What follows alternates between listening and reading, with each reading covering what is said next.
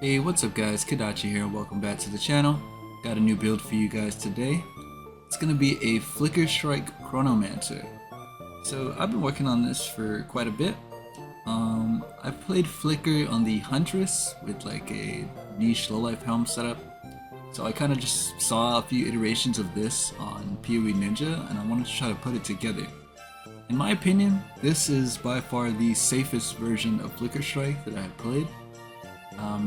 Having the ability to time stop, rewind time, on a boss, on a pack of ads, it's just major.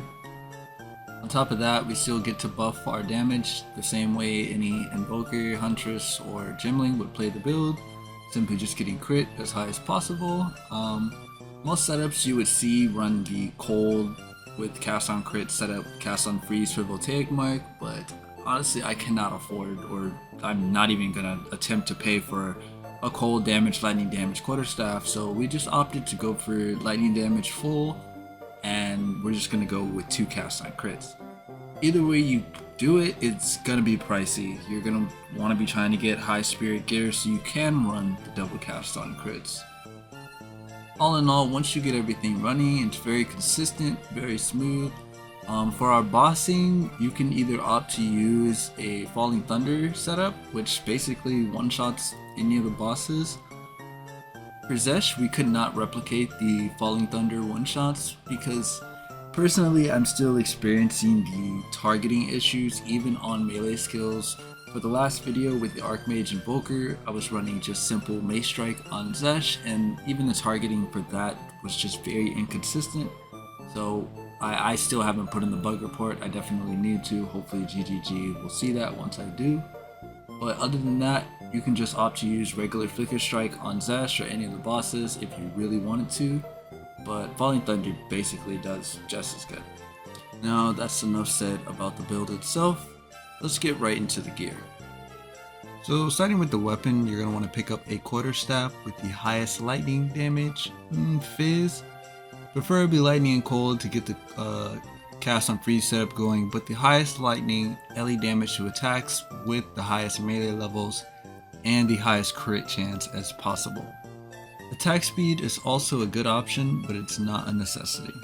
For your rings, you're going to want the highest lightning with whatever other LE damage to attacks you can get, and triple res.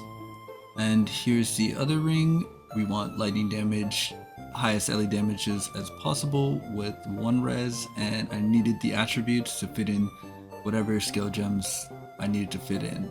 Now, getting an unset ring is very important. Getting 2 unset rings is very important, but finding one that is cheap is not easy at all.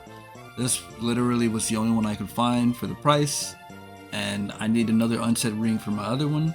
But they're not necessities because it's really only making it so I have to do less weapon swapping for bossing and mapping. For the chest piece, we want highest spirit, highest energy shield with an intelligence, and whatever 2 reses you need for the build. So I haven't even checked the price on this helm. I bought this very early in the league for like 20 div. I'm sure these things are very expensive. I'm pretty sure I got very lucky. But you do want a Spirit Corrupt helmet with the highest energy shield as possible, and any reses you need for the build. As for the amulet, you're going to want +3 melee levels with the highest spirit, and for survivability you want the highest energy shield as well, while also trying to get the highest mana regen for your flickers, and we're going to get a res if possible. We're also going to anoint that with overwhelming strikes for the crit bonus and crit chance. For the boots, you want the highest energy shield as possible, 35 movement speed, and any reses you need for the build. I'm running CI, so you do not need chaos res. I just had these boots on because they're my highest energy shield. You also don't need 100% increased effective socketed items. These are literally the same boots from my Archmage Invoker build, so I decided to just run them here. But the 100% increased effective socketed items you do not need. I just found them for a pretty good price. For the belt, we're going to be running Headhunter. You can run Ingenuity for more overall damage, but I just prefer running Headhunter for my mapping experience, and I've even just had it on for Zesh as well, or any other bosses. Lastly, we're going to be running Hoa for our gloves, Hands of Wisdom in action for those who don't know.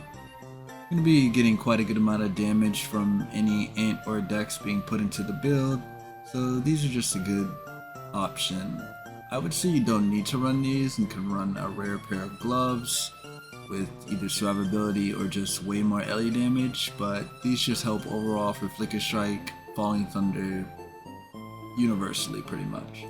Now for the sacrifice setup, you're just going to want a Skeletal Warrior Minion Scepter. Obviously I would go for the highest spirit as possible, and that's really going to be it for that one. This is also one of the big bread and butters for our boss damage. This is basically buffing our Infernal Cry, doubling it, our damage, so you definitely want to pick up a Red Blade banner.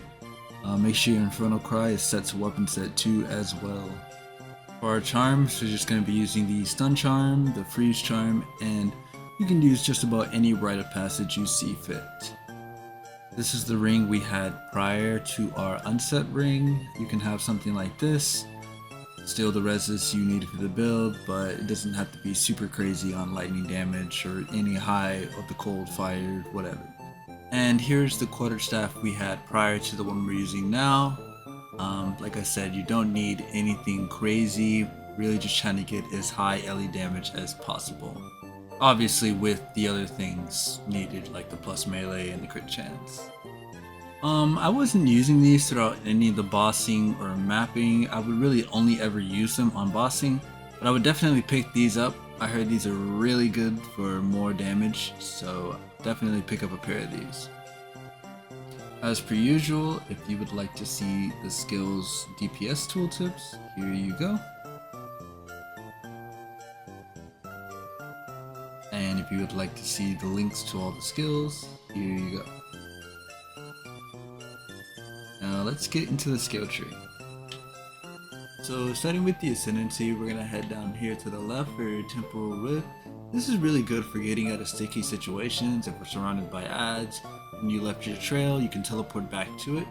Then we're going to head down to Time Freeze. This is really good for sticky situations and our main safety net for bossing. Anytime you get stuck in a pack of adds, just pop this and you're basically good to go. Next over here, you want to get the Now and Again. Skills have 35% chance to not consume cooldowns. This is pretty good for any of our cooldown used skills. And lastly, we're taking Time Snap. This is just going to reset any of our cooldowns for us whenever we want to. Now for the tree itself, anything set to weapon set 2 is strictly just for our minions and Infernal Cry duration. So starting here, we're just going to head up, take the ES node here, then we're going to head to the monk tree, and we're taking all the crit damage nodes we can basically fit in, while we're also taking the power charge nodes here. You want to also set the mana on kill to your weapon set 1. We're coming down here to pick up this jewel socket. I was pathing towards this attack damage node here, or I was also taking the damage with hits against blinded enemies, because we were also taking this one here. But you don't really need those, just options. I'm now just opted to take Vial Wounds. For jewels, you want to pick up maximum mana on kill, crit chance preferably with max energy shield. Last one can be whatever you see fit. Heading over here, we're taking the entire crit tree with the +1 crit damage, crit chance to attacks. For our time loss diamond, you want to get the highest spirit as possible. For your gain, this is honestly all I have. I could have went for gain lightning or whatever, but we stick with gain extra chaos, which is still pretty good. Make sure you're also taking the quarterstaff tree for the skills that consume power charges count as consuming an additional. This is basically giving us like a crap ton of damage. Taking the crit damage bonus nodes here, the extra 2 power charge nodes here, setting dynamism 2, weapon set 2, and you also want to run eternal youth. This is like our main way of surviving. I was not running chaos inoculation at first, but I got tired of getting hit with bleed and chaos damage, so basically a necessity for me. If you're having problems with stun or freeze, you can opt between these two. whatever you like the most. I chose to stun because I stopped running into problems with freeze so much. Heading up to the big energy shield node and taking the int node for our from nothing diamond, we're going with mind over matter so we can then pick up storm charged and all natural. And lastly, just coming over here, making sure you take the minion nodes for faster revive speed, extra skill effect duration, more skill effect duration up top up here, and we're topping it off with the crit chance for our main skills. Also make sure you're taking the crit tree in the middle. This is giving us a lot of damage. But that's really going to be it for the tree. As for the skill rotation, it's going to take quite a bit getting used to. So what you're really going to do is you're going to get your charges up. Sometimes I like to use my charge staff, typically do it for every bossing encounter. Get your charges up, proc your charge staff, get your charges back up again. So once you enter the boss's vicinity, you are going to time freeze, and then you are going to cry.